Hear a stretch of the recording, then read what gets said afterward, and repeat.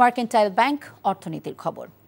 জ্বালানি সংশ্লিষ্ট বেশিরভাগ প্রতিষ্ঠানই আমদানি নীতি এবং সরবরাহ নীতি না মানার কারণে হঠাৎ করে এই খাতে মূল্য বৃদ্ধি হচ্ছে বলে মন্তব্য করেছেন কনজিউমার অ্যাসোসিয়েশন অফ বাংলাদেশ ক্যাবের জ্বালানি উপদেষ্টা এম শামসুল আলম। জাতীয় প্রেস ক্লাবে কনজিউমার্স ক্যাব আয়োজিত জ্বালানি রূপান্তর নীতি বিষয়ক আলোচনায় একথা বলেন তিনি।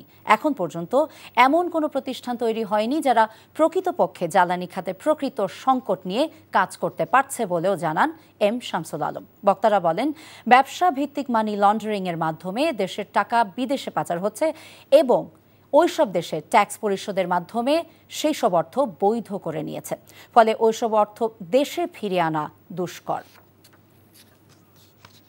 বান্ডেল থাকলে প্রতি সেনমানিতে টাকা বাঁচবে। বিকাশ সেনমানি বান্ডেল কিনে জিতুন প্রতি লেনদেনে।